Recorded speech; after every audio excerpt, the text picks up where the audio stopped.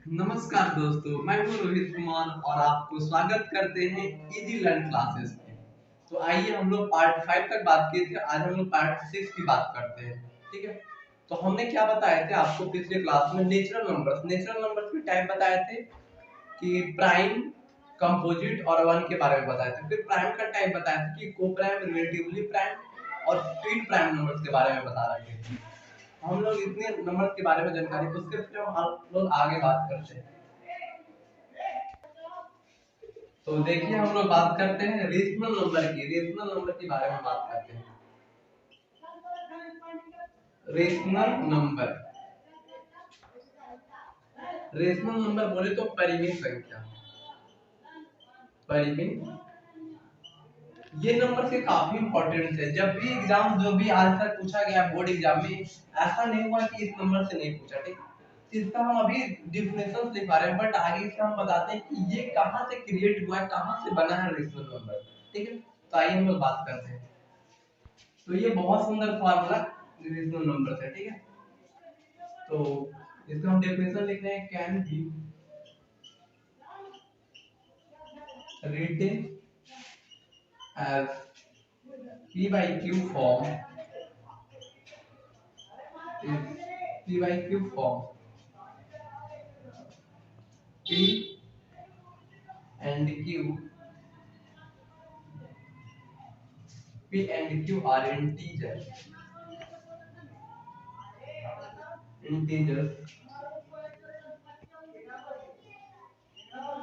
Q does not equal to 0, q does not equal to 0, it is called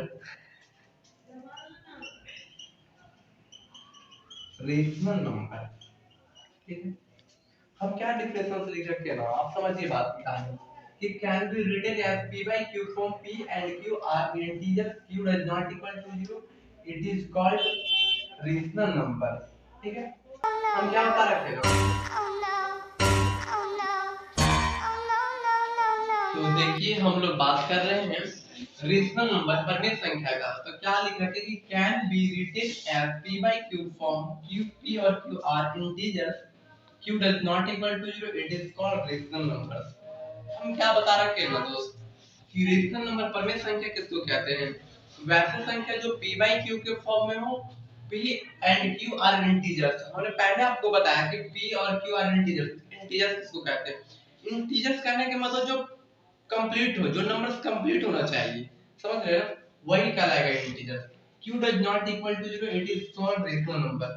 it means के कहने का मतलब हुआ कि ये q does not equal to 0 यानी कि नॉमिनेटर का मान, डिनोमिनेटर का मान 0 नहीं होना चाहिए। अगर ऐसा हो जाता है तो ये परिमित संख्या नहीं रहेगा। ठीक है, तो हिंदी वाले भाई लोग जो चाहते हैं लिखने के लिए वो लिख लेंगे। ठीक है, क्या लिखेंगे कि परिमित संख्या किसको कहते हैं? कि वैसी संख्या, वैसे संख्या जो p by q के फॉर्म में हो, p और q एक पूर्णांक हो, q does not equal to 0, उसे परिमेय संख्या कहते हैं, उसे रेशनल नंबर कहते हैं। जैसे एग्जांपल हम रिटर्न करते हैं 3 by 4, ये क्या है? आपका रेशनल नंबर है। क्यों? क्योंकि ये इंटीजर था, ये भी इंटीजर था, ये भी इंटीजर था। समझ रहे? तो ये क्या हो गया आपका? रेशनल नंबर्स हो गया। ठीक है, और मान लीजिए यहाँ पर 1 by 2, ये रेशनल नंबर्स हो गया। 11 by 12, ये क्या होगा? रेशनल नंबर, यानी कि जिसे हम p by q के रूप में लिख सकते हैं। जैसे अगर हम बात करें कि √4 by 7, तो ये भी आपका रेशनल नंबर है। क्यों? क्योंकि ये परफेक्ट है, इसका 2 और ये 7। ठीक है, तो ये भी क्या है? आपका रेशनल नंबर है। ठीक है, अगर हम बात करें कि ये बताइए तो 7 रेशनल नंबर है, तो ये भी रेशनल नंबर थे। क्यों? क्योंकि इसका नाम कुछ नहीं तो नीचे 1 है, तो ये भी रेशनल नंबर कहलाएगा। इट मींस कि क्या समझ में आया कि कोई भी इंटीजर्स रहेगा ना, वो भी आपका रेशनल नंबर कहलाएगा, परिमेय संख्या कहलाएगा। ठीक है, कोई भी पूर्णांक रहेगा वो क्या कहलाएगा? आपका रेशनल नंबर कहलाएगा। ठीक है, लेकिन आप ये ना कहिए कि हर एक परिमेय संख्या, हर एक परिमेय संख्या पूर्णांक कहलाएगा, ऐसा नहीं होगा। समझ रहे हैं, हर एक इंटीजर नहीं कहलाएगा परिमेय संख्या। ठीक है, तो आप समझ रहे हैं कि इसको में क्या लिखा रखे हैं कि can be written as p by q from p and q are integers, q does not equal to 0, it is called rational number। ठीक है, तो आप यहाँ तक नोट कीजिए, उसके बाद हम आगे बात करते हैं, ठीक है। तो इरेशनल नंबर्स की बात कर रहे हैं, अपरिमेय संख्या, ठीक है। उसी का जुड़वा भाई है ये अपरिमेय संख्या, ठीक है। आप लोग को लग रहा है कि जुड़वा क्यों नहीं हो सकता है, क्यों नहीं हो सकता है? जब जुड़वा ट्विन प्राइम नंबर्स हो सकता है, जुड़वा सारी चीजें हो सकता है, तो जुड़वा नंबर्स क्यों नहीं हो सकता, ठीक है। तो ये इरेशनल नंबर, ये अपरिमेय संख्या, ठीक है। So can not be written as p by q form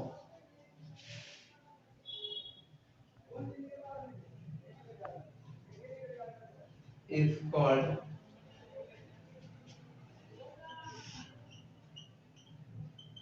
irrational number, ठीक है।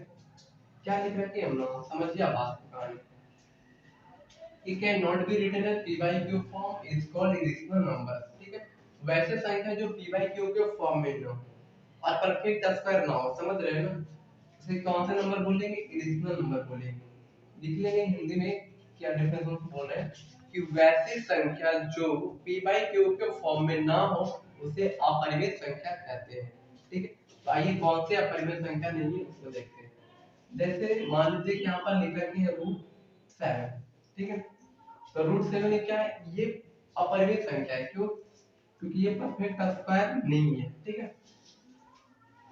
जैसे √3 हो गया, √2 हो गया, इस तरह से हो गया √3/2, ये सब क्या हो गया आपका इरेशनल नंबर्स हो गया, ठीक है। तो आप यहाँ तक लिख सकते हैं, क्या बोल रखे हैं कि cannot be written as p by q form is called irrational number, मतलब ना cannot be written as p by q form is called irrational number, ठीक है। तो आप यहाँ तक लिखिए, उसके बाद आगे बढ़ते हैं। वो माइक से नहीं देख सकते हम। आपके अभी क्या बताएं आपको, कौन से नंबर पर डिस्कस किए, परिमेय और अपरिमेय संख्या, ये आपको ओवरव्यू दे रहे हैं, समझ रहे हैं, बट हम ये नहीं बताएं कि आपको परिमेय और अपरिमेय कहां से नंबर सारा का, ठीक है।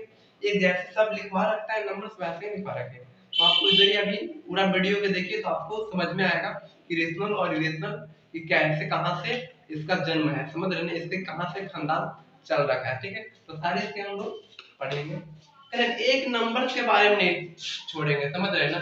ऐसा पढ़िए कि तुमको एग्जाम के खोपड़ी में छेद कर दीजिए, समझ रहे हैं मेरे भाई। तो आइए बात करते हैं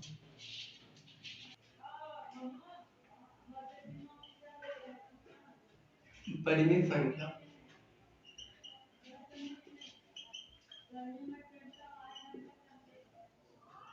देखो अगर कोई अगर हमारे ये वीडियो देख रहा है, अगर रेशनल रेशनल से हम जहां स्टार्ट किए अगर यहाँ तक देख रहे हैं तो बिल्कुल देखिए, आपको हम सजेशन देते हैं कि आप पार्ट 1 से आप जाके वीडियो को देखिए, तभी आपको समझ में आएगा, समझ रहे हैं।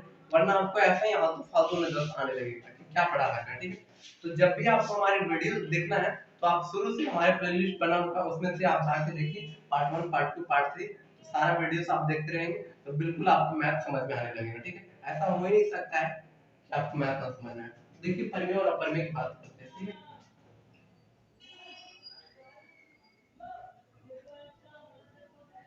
अपरिमेय संख्या, रेशनल नंबर।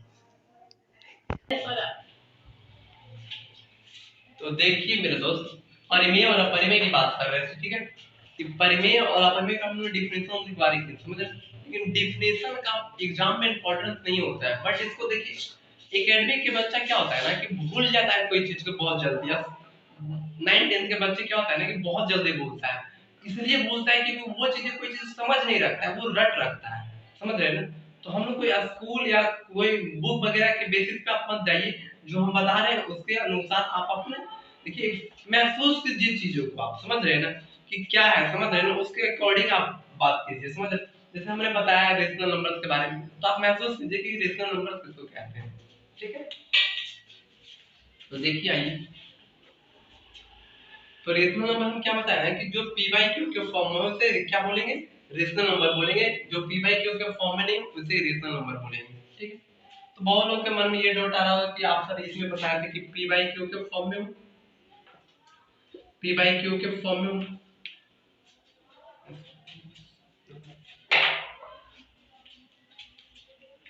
जैसे p बाई q के फॉर्म में रहेगा उससे कौन से नंबर बोलेंगे, irrational number q does not equal to 0। ठीक है, जैसे क्या होता है ना कि मान लीजिए कि टोटल टू क्या है आपका परिमेय संख्या है। ठीक है, अगर हम 3/4 बोले तो ये भी क्या है, एक परिमेय संख्या है।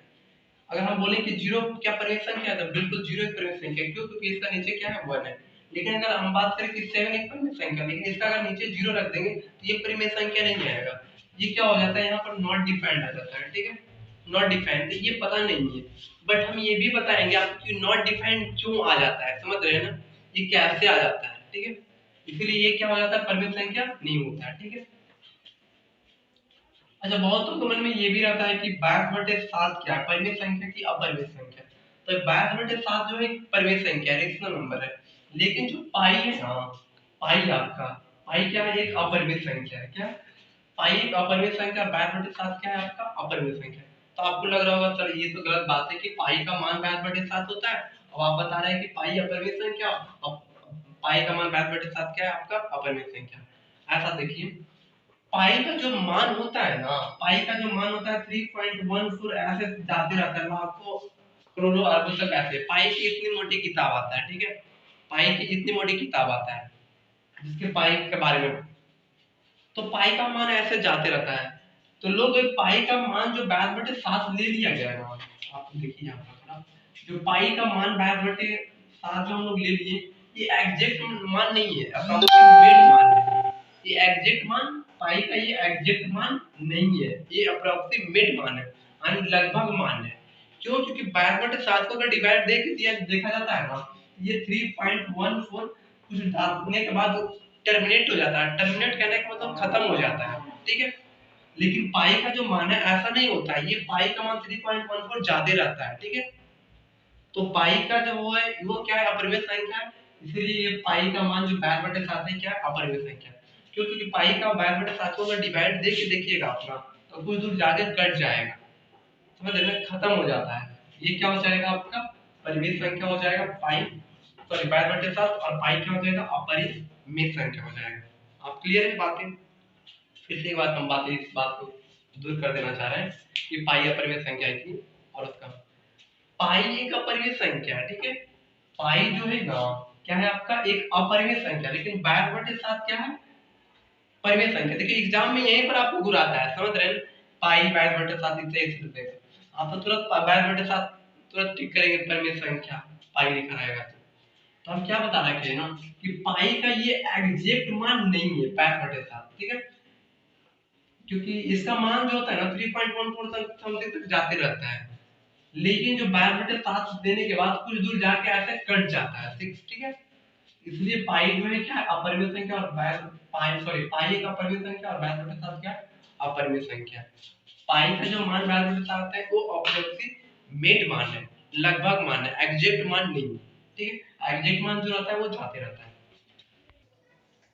तो देखिए, अब बहुत कम ये पूछना चाहते हैं कि पाई/2 क्या है आपका, पाई/2 क्या होगा। ठीक है, पाई/2 कौन सा नंबर होगा बताइए आप लोग, कि अपरिमेय संख्या होगी कि परिमेय संख्या होगा। तो पाई जो होगा ना, पाई/2 क्या होगा, अपरिमेय संख्या होगा। कौन सा नंबर होगा, अपरिमेय संख्या होगा। क्यों? अब बहुतों के मन में ये भी डाउट आ रहा होगा कि सर ये तो बैक, ये तो बाई के फॉर्म में हो गया, तो आप ये भी बताइए कि हमें √2 क्या है आपका, √3 क्या है, अपरिमेय संख्या, और इसको अगर हम 5 से डिवाइड दे दें तो क्या ये बदल जाएगा? बिल्कुल नहीं बदलेगा। ठीक है, अपरिमेय का अपरिमेय रहेगा।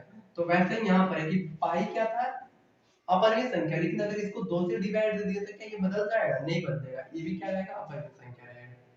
ठीक है, तो आप समझ रहे हैं इतनी कहानी तक। अगर हम बात करें इस तरह से भी आपको देगा कि √3/√,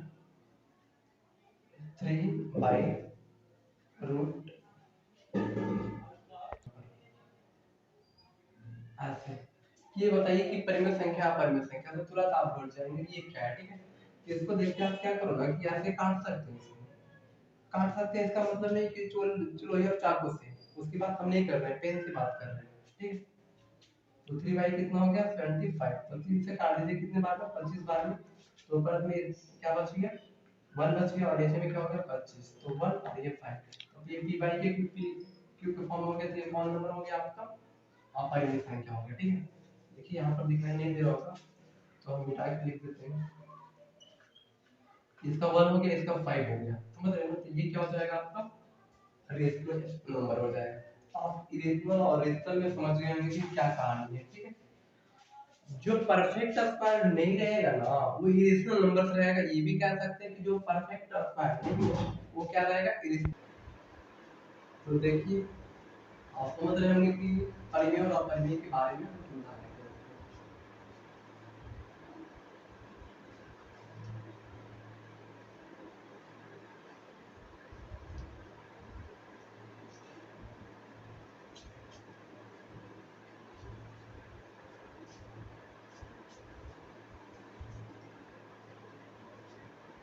आइए, तो परिमेय और अपरिमेय समझ गए होंगे आप, तो इसके आगे बात करते हैं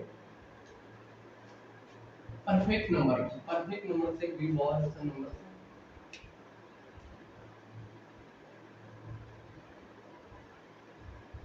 परफेक्ट नंबर,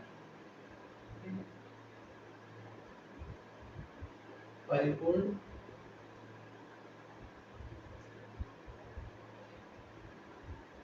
परिपूर्ण संख्या। क्या लिखा हुआ ये परफेक्ट नंबर लिख रखा है हमने, परफेक्ट नंबर हिंदी में बोल रखे परिपूर्ण संख्या, समझ रहे परिपूर्ण। अब परिपूर्ण तो समझ ही रहे होंगे, इतना तो समझदार है ही कि 10th क्लास का आप छात्र हैं। ठीक है, 10th 9th के विद्यार्थी। क्या लिखा है कि if sum of all the factors of including that numbers a numbers is equal to that number, then this is called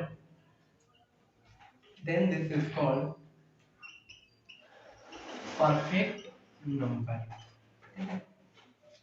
देखिए मेरे दोस्त क्या बता रहे हैं आप, हम क्या बता रहे हैं कि वैसे नंबर जिसका फैक्टर का सम, वैसे नंबर जिसका सभी फैक्टरों का सम अगर उसी संख्या के बराबर आ जाता है, वैसे नंबर जिसके सभी फैक्टरों का योग, सभी फैक्टरों का सम अगर उसी संख्या के बराबर आ जाता है तो उसे कौन से नंबर बोलेंगे परफेक्ट नंबर बोलेंगे। जैसे हम यहाँ पर लिखते हैं, if sum of all the factor यानी कि सभी फैक्टरों का योग of excluding that numbers, उसको exclude करके मतलब वो नंबर्स को नहीं लेना है, a number is equal to that number, उसी नंबर्स के बराबर आता हो, then this is called perfect number। तो कौन से नंबर कहलाता है परफेक्ट नंबर कहलाता है। ठीक है, फिर से हम समझा रहे हैं एक बार। if the all factors सभी फैक्टरों का योग of excluding that numbers, वो numbers को exclude नहीं करके वो numbers को निकाल के a number is equal to that number, मतलब उसी numbers के बराबर आ जाता है, then this is called perfect number। तो उसको कौन सा नंबर बोलते हैं परफेक्ट नंबर बोलते हैं। ठीक है, आप यहाँ तक समझ रहे होंगे, तो इसका एग्जांपल्स हम बताते हैं आपको। ठीक है, कि क्या होता है, क्या हम बोले जैसे हम बात करें कि अगर 4 नंबर्स की बात करते हैं तो इसका एक 1 हो गया फैक्टर, इसका 2 हो गया और 4 हो जाएगा। ठीक है, तो आप समझ रहे हैं किसका फैक्टर, तो देखिए सम इसको तो एक्सक्लूड कर देना है, समझ रहे हैं, हटा देना, बाकी को जोड़िए 2 1 3 इस नंबर के बराबर नहीं है, इट मींस कि ये क्या परफेक्ट नंबर आपका नहीं है। ठीक है, अगर हम 5 की बात करते हैं तो 1 हो गया और इसका फैक्टर 5, तो ये तो एक्सक्लूड कर देना है। ठीक, तो ये क्या हो गया, ये परफेक्ट नंबर आपका नहीं है। ठीक है, अगर हम 6 की बात करें तो 1 हो गया, 2 हो गया, इसका फैक्टर 3 और 5, 3 और 6, तो 6 को तो इंक्लूड कर देंगे, तो मतलब एक्सक्लूड कर देंगे, तो 3 2 5 1 6, इसका मतलब ये कौन सा नंबर हो गया परफेक्ट नंबर हो गया। समझ रहे हैं कहानी, क्या हम बता रहे हैं कि सभी फैक्टरों का योग अगर उसी संख्या के बराबर आता है, तो ये यहाँ पर हम लोग को 6 पकड़ में आ गया कि परफेक्ट नंबर है। ठीक है, पकड़ मतलब पकड़ दिन मत समझिएगा। ठीक है, देखिए मतलब दोस्त 6 की बात की कि ये क्या परफेक्ट नंबर है। ठीक है, अगला जो परफेक्ट नंबर है ना वो 28 है, आपको दिखाते हैं इसका कैसे। इसका फैक्टर्स 1 होगा, 2 होगा, 4 होगा, 7 होगा, 14 होगा, और 28 होगा, यही होगा नंबर। तो हम तो क्या बोल रहे थे ना कि उस नंबर को एक्सक्लूड कर देना, ठीक है, एक्सक्लूड मतलब उस नंबर को हटा देना है मेरे दोस्त, ठीक है। तो इसको अगर ऐड कर देते तो 14 7 कितना हो गया आपका 21, 21 4 25 25 और तो 27 27 से क्या हो गया 28, इसका मतलब ये भी क्या है आपका परफेक्ट नंबर है। एक 26 6 हो गया, एक 28 हो गया आपका। पहला परफेक्ट नंबर क्या हुआ 6, सेकंड क्या हुआ 28 और तीसरा क्या हो गया 496 होता है और चौथा 8128। तो देखिए आपके एग्जाम्स में यहाँ तक ही पूछा जा सकता है, इससे ज्यादा नहीं पूछा जा सकता है, ठीक है। आपके एग्जाम्स में यहाँ से ज्यादा नहीं पूछेगा, ठीक है। और इसे डायरेक्ट एग्जाम से आपको पूछेगा नहीं कि ये परफेक्ट नंबर, मतलब पूछेगा कि प्रथम परफेक्ट नंबर तो 6, पूछेगा कि 2 डिजिट्स का 2 अंक का परफेक्ट नंबर कौन है, तो 28 है आपका। 2 डिजिट्स का परफेक्ट नंबर क्या होगा 28, इस तरह से पूछेगा। 3 डिजिट का ये हो गया, 4 डिजिट का ये, ठीक है। चलिए भाई मेरे दोस्त हम क्या बता रहे थे, परफेक्ट नंबर के बारे में बता रहे थे, समझ रहे हो ना। तो ये बिल्कुल परफेक्ट है, समझ रहे हैं ना, परफेक्ट कहने का मतलब परिपूर्ण संख्या बोलते हैं। हम क्या बता रहे थे कि if sum of all factors of excluding that number is equal to that number then this is called perfect number।